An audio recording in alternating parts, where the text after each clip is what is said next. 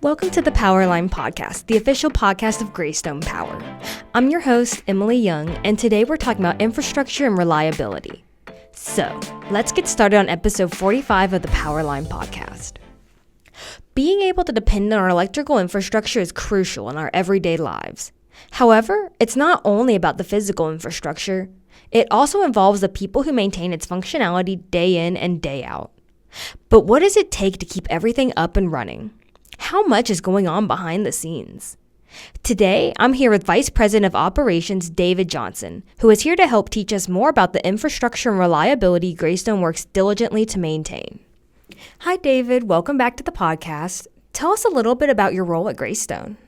My role at GreyStone in operations includes managing line maintenance and construction, technical and field services, purchasing and warehousing, and fleet services. Today's episode is about infrastructure and reliability. Can you explain to us a little more about how our infrastructure work impacts reliability for our members? Sure. Well, when we talk about the infrastructure of the grid, there's really kind of three segments to it we talk about a lot. First is the generation. Facilities are located at various places throughout the state, and really in every state it's that way. And then you have the transmission system that brings the energy from the generators to our substations, as they're called. And then we pick it up at the substations.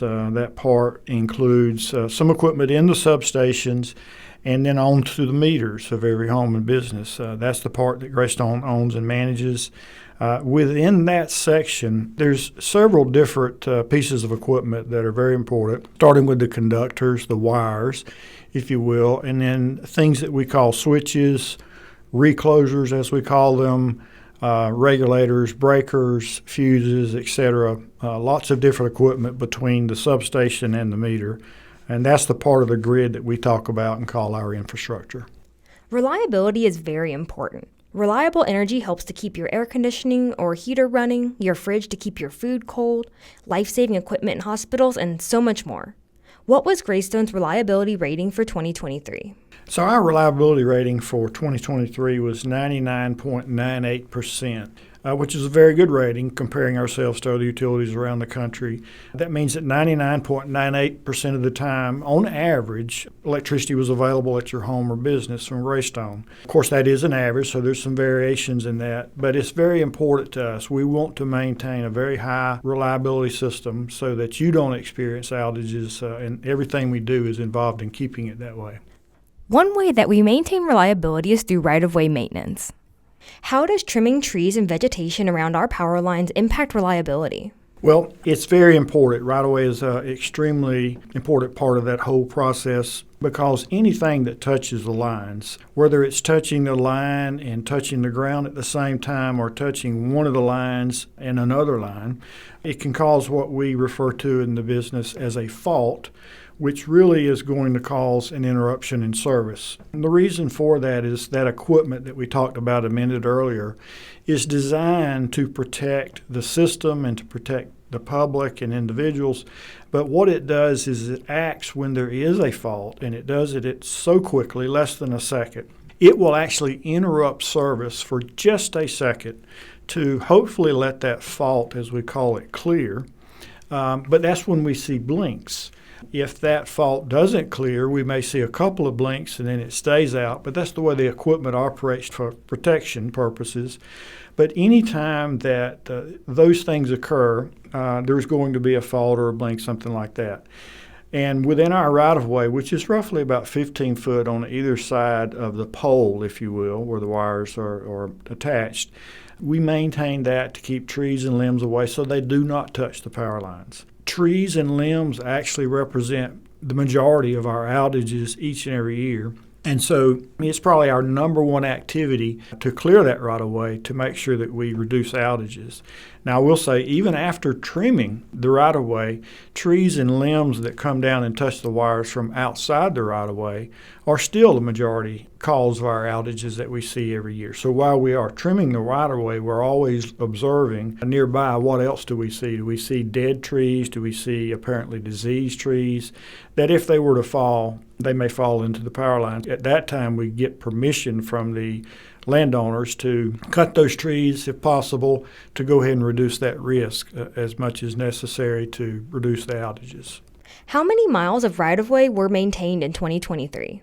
742 miles is what we trimmed in 2023. We've got about between 2,000 and 2,100 miles that we intend to trim. And that's usually our three-phase primary lines, as we call them, the main lines on the main distribution roadways, if you will.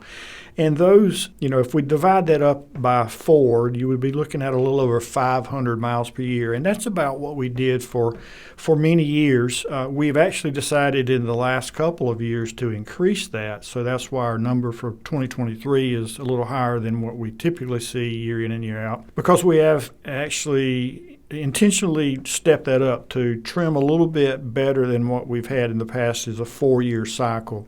What we do see in our area is the vegetation, certain types of vegetation grow so fast that we need to act a little quicker. So we have started trimming as much as now, 700 miles a year. Each and every year may not be exactly that, but that's what we did in 2023.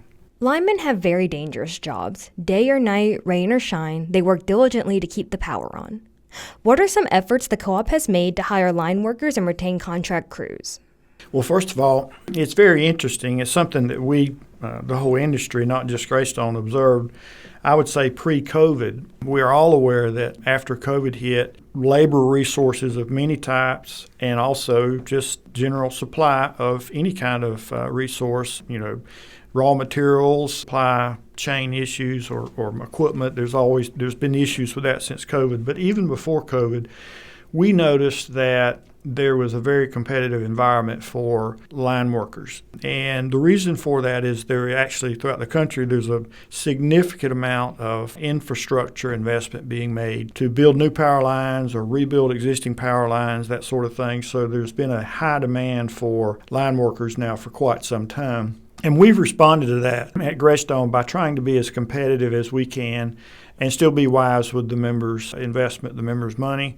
But we have been able to reach, I think, a very competitive environment for line workers. And at this point in time, I can say, thankfully, that our crews are fully staffed. Thank you to our line workers for all the hard work that they do.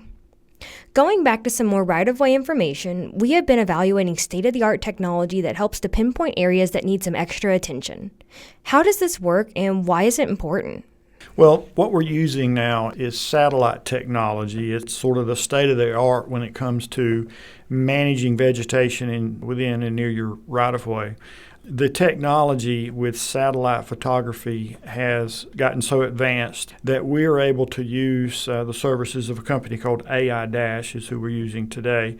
But they deliver to us some data that they use satellite photography to find the location of vegetation as compared to our power lines. And they can tell us how far our vegetation is away from all segments of our power line and identify those areas where what we commonly see anyway is that some vegetation is growing so much faster than other types of vegetation. While they may be years away from growing into the power line, there may be one that's only within, say, a year away. I mentioned earlier that we're moving from like a 4 to a 3.5 year cycle thereabouts. But this tells us between those cycles where there may be hot spots where we need to focus and send right-of-way crews sooner so that we can trim those areas. It's interesting technology. It's still fairly new in the industry, so I think there's still learning curves with the technology and how we can use it, but that's our plan, is to continue to use it as long as we know it's beneficial to identifying those problem areas. Speaking of reliability, what 2023 maintenance and upgrade project helped ensure the most reliable electric service possible? Well, I would say that year in and year out, we have engineers who are continuously looking at the distribution system to utilize all of the devices that we have effectively. And that means understanding how to protect the whole circuit, if you will. If anywhere on that circuit, that set of distribution lines, if there is something that touches the line, which again, we talked about right away, and it can be trees and limbs, those sorts of things. But there's a number of things that can cause those interruptions. It may be a vehicle accident. It may be animals like squirrels, something like that getting into the line, but constantly looking at our devices to ensure that they're operating to maximum effectiveness, to make sure they're in the right locations, so that whenever there is an interruption, that interruption is limited to a very short segment of the line instead of all the way back to the substation, which would affect a lot of people. So I'd say in 2023, I think we did a really good job in identifying great locations that make a significant difference for the largest number of people. I'd say in pretty much most of the counties we serve, we found locations that once we installed new devices or maybe reprogrammed some devices or relocated some devices, it has made a difference, noticeable difference in those areas already. Another thing that is still underway, we worked on in 2023 and we'll be working on in 2024 as well, is what I'd call an advanced communication system with those devices. We have a 24/7 SCADA system, as we refer to it here, it's the Supervisor Control and Data Acquisition System, SCADA. But that means that there are people monitoring the entire system 24/7 to see when there is outages, to understand what's going on in the system. And with that, they have the capability to open and close switches as they need to help restore power quickly, that sort of thing. But in order for that to happen, we have to have communication with all of our devices in the field. We have done so in the past years using RF technology, a radio frequency 220 megahertz system, in addition to fiber. And what we're switching to in this project we're working on is transitioning over to a fiber plus a cellular network system to be able to communicate with those devices, along with adding new fiber to devices as well. So it will increase the capability to have that communications available at all times when needed. A question that we sometimes get from members is, why don't we bury all the lines underground? Can you explain why this is not always a good option from a reliability perspective? Sure, and that is a great question. It's a very common question and an important one that we should always ask too.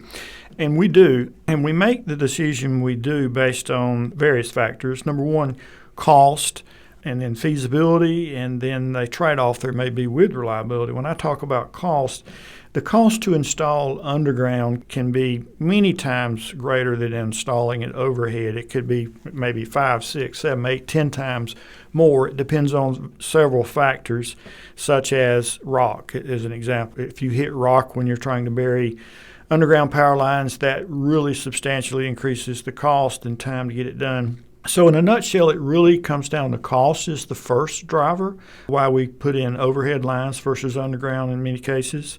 And then feasibility. When I talk about feasibility, I mean the easement, being able to have a legal easement to do what we need to do to put things underground or overhead have to be dealt with. And then the other thing is reliability trade-off. When we do put power lines underground, that certainly takes away the risk of, say, a tree or a limb falling into that line. But there's still other risk of having an outage.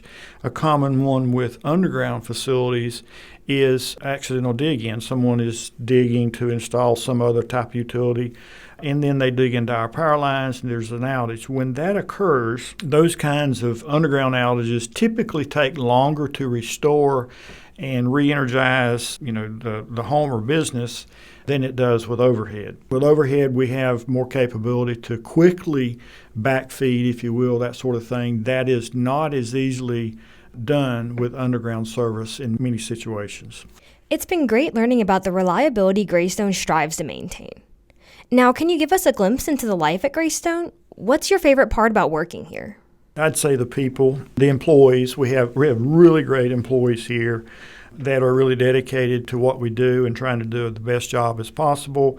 We have great leadership. And then also the members. I think not just me, but we all here really appreciate the opportunity to help folks, to help members with any of the needs they have, and look forward to doing that every opportunity that comes along.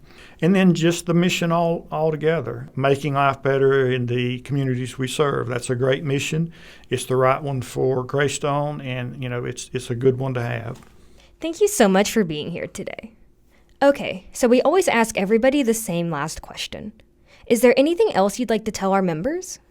Sure. There's a very practical thing that I think members should know they actually can help with. I mentioned earlier that when we're trimming right-of-way, we look for dead trees or diseased trees. Members can help as well if they can report to us any that they see. Although we have eyes in the field every day, we don't see everything every day. And a member can respond, sometimes see a tree quicker and report it sooner. It might be at risk, and we will take a look at it. It may not be that in every case we were willing to take the tree down because it may be well outside of the risk of our power lines, but if it is, generally we will take those down, and we like to know about them. We really appreciate it when members let us know when they see risky trees out on the system. And the other thing, too, is we really appreciate it when everyone helps to ensure our safe working conditions with our line workers. It's very common that we have line workers along roadways working, and when folks slow down and pay attention to that, we really appreciate it. We want it to be a safe environment for them. And then also, last thing is right now it's basically the beginning of hurricane season, and we have thunderstorm season still really in effect. So we have an opportunity for outages this time of year, every year. And I would say we've talked about how the system works. We have equipment there to protect the system and reduce outages, limit outages, and isolate outages. Just please know that's how the system is working if we do have an outage, if you experience one. And probably the most effective way to report an outage is through our app. We have an app available to all the members to report outages. It's quick and easy to do. Most effective, easiest thing. You certainly don't have to wait, if there is any wait time on the phones, to report that. It works really great if you can use that. But we appreciate working with the members, and thanks for having me here today. Unfortunately, we're all out of time for today's episode. Make sure to check us out on social media. We're on Facebook, Instagram, LinkedIn, and X, formerly Twitter. And don't forget to subscribe to our podcast, available on our website, Spotify, Apple Podcasts, and YouTube. Thanks for joining us for episode 45. We'll catch you next time on the Powerline Podcast.